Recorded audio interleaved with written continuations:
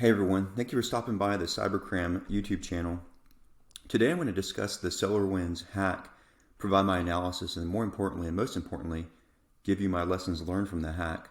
It's always important when you have a hack scenario to not only understand how it happened, but also understand what can you do in the future to prevent it. So just some background, SolarWinds is a network monitoring, actually a monitoring software developer. They do more than network monitoring, but they provide monitoring software. So they were breached, I believe, in either 2019 or 2020. The exact date isn't too important right now, but sometime well over a year ago. So SolarWinds provides software that allows you to monitor a large network. So let's say you have hundreds of servers or hundreds of network devices, network switches, or firewalls on your network. It's important to be able to know, if, among other things, if the switch is up and running, if the computers are up and running, if a server is down. If a server is down or a network switch is down, SolarWinds provides software that'll notify you, send you an email or a text message, hey, X server is down, you need to take a look at it. So as you can tell, that's a pretty helpful tool once you get a network of a significant size. So back in 2019 or 2020, SolarWinds had their network breached, and then the attackers lied dormant on the network for a while. And at a certain point, they injected malicious code in SolarWinds' monitoring software. And what you can refer to this as is a supply chain attack. To give you a scope and idea of how bad this breach was, many large organizations were affected. So I've listed a few here. There were over 18,000 were affected, but some of the more prominent ones were the National Security Agency, Microsoft, even FireEye, which is one of the premier cybersecurity companies in the world right now. They're one of the premier incident responders, publicly traded, just in a really well-known company and a great company. They were breached via this SolarWinds hack. So yeah, this was a huge hack, a big supply chain hack, and I'd like you to consider as I continue with this video how this hack could occur with other companies and what you can do to mitigate it. So one thing that's important to keep in mind with your network is what is considered normal network traffic.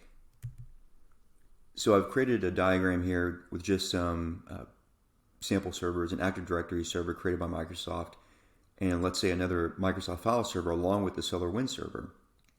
On any given day, your server is going to be talking out constantly to multiple IP addresses, multiple DNS names. So in this case, you've got two of these Microsoft servers talking out to Microsoft.com or update.microsoft.com for updates. And that's pretty typical, that's standard. The SolarWinds server, amongst the many other places it would talk to SolarWinds.com. So this traffic looks normal. It's to be expected. And something else to keep in mind is these servers are often going to be sitting in a segmented, or they should be sitting in a segmented a segmented subnet, talking outbound, and this traffic should be routed through a firewall to provide some security. So then I'm going to provide just one indicator of compromise, one sign of compromise that occurred with the SolarWinds hack. So as you can see, the Microsoft servers are still talking outbound to Microsoft.com domains, but the SolarWinds servers at a certain point would start to communicate with avsvmcloud.com. So this is unusual. This is an innocuous sounding name. I'll give it to the hackers that they used a domain name, a DNS name that's pretty innocuous. It doesn't cry out like a .ru, a .russia domain, or a domain with a domain suffix from another country. So it doesn't stand out too much. But once you had the compromised SolarWinds code installed, at a certain point these servers would talk outbound to avsvmcloud.com. And so that shouldn't have happened. One thing to consider with the SolarWinds hack, if you're, especially if you're a small business, one of the recommended actions is to decommission compromised and vulnerable instances of SolarWinds. In general, I would say if you're not sure if you're vulnerable, if you're running a vulnerable instance of SolarWinds, just go ahead and power that server off until you can make sure. And if you must run SolarWinds, use a non-compromised version. I'll dive into this further later, but if you go to the SolarWinds website, they'll let you know, they'll provide detail on which versions of SolarWinds were compromised, and so as a result, which versions of SolarWinds you shouldn't run, and then which versions of SolarWinds are safe to run.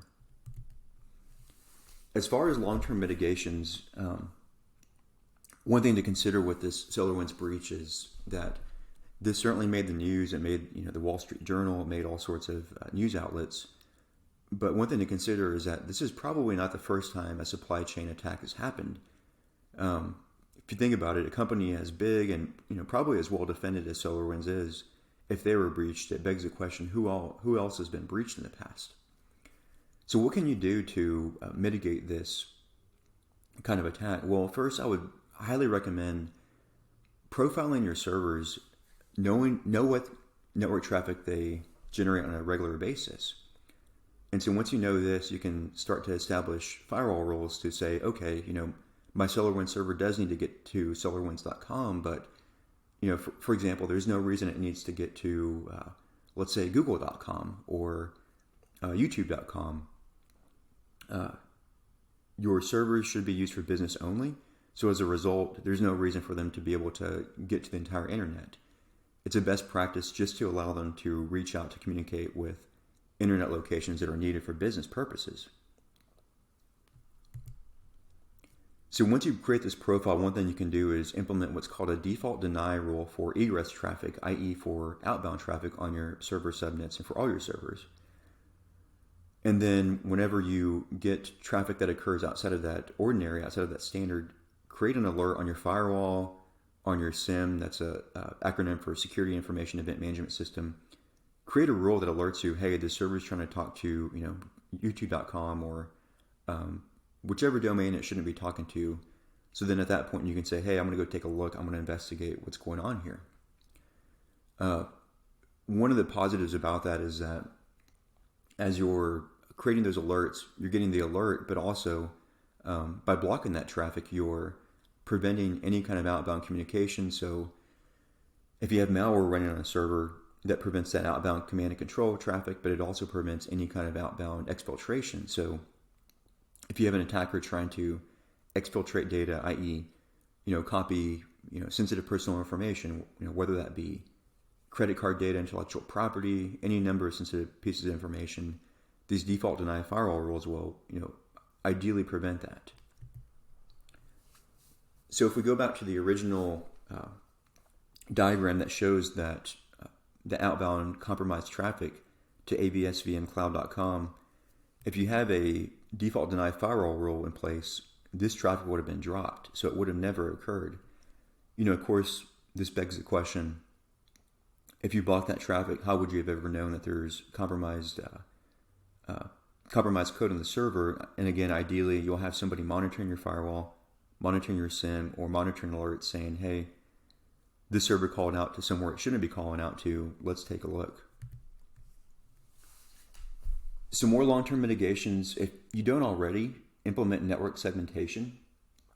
And basically what this means is if you have servers that have data of high business value, segment those off, put them in their own subnet, and lock that down. Try to keep only systems in that subnet that, again, are high value. Your employee computers, employee laptops, employee workstations, keep those in a separate segment. As a result, you won't have people mixing and mingling with your servers with your data of high sensitivity. And then between those subnets, implement default deny rules. So, for instance, if you have an employee and maybe their job is accounting, or maybe they need to get to QuickBooks.com, there's no reason for them to get to the SolarWinds server. So, as a result, you don't need them to be able to talk to that server. So by doing that, you can prevent some malicious activity or suspicious activity. You can even prevent some accidents from occurring. As far as challenges that you'll encounter, I think the biggest challenge you'll encounter is that of organization culture. For example, if your server administrators or if your employees are used to being able to browse outbound to Facebook.com or Instagram or any number of non-business websites, as soon as you block these, you're going to get some pushback probably. Depending on your organization environment, the politics, the support you get from upper management, creating these outbound restrictions could be a challenge. So, let's say you do get that pushback from employees or, unfortunately from management, how do you justify putting these egress filters in place? At that point, what I recommend you do is quantify the risk to your organization that this presents. One thing that you should know is how many pieces of sensitive personal information you have on your network, how much intellectual property you have on your network, and then make a calculation to see how much that's worth, and then what would that cost you if you were to lose that via hack. And there are any number of organizations out there that have quantified this, that have put a dollar amount to these pieces of data. So at that point, you can, let's say it's $25 per piece of data or $10. Multiply that times 1,000 or 10,000, whatever that number is of that quantity of data you have on your network, and then you can get some idea of, okay, if we get hacked, what is this going to cost the company? So in this video, I've covered, I would say, probably, the surface of the SolarWinds hack and some mitigations. If you are running SolarWinds, I highly recommend you look at the SolarWinds FAQ, see what they recommend. Again, see what compromised versions of SolarWinds are out there. Don't run those versions. If you have to run SolarWinds, run a non-compromised version. Go and download the good code. Another great organization to follow is the Center for Internet Security, CIS. They provided some great guidance for SolarWinds and the hack and what mitigations are in place, what mitigations you should put in place, I should say. So I appreciate you watching this video. If you found this helpful, hit the like button, subscribe, and I'll talk to you in the next video.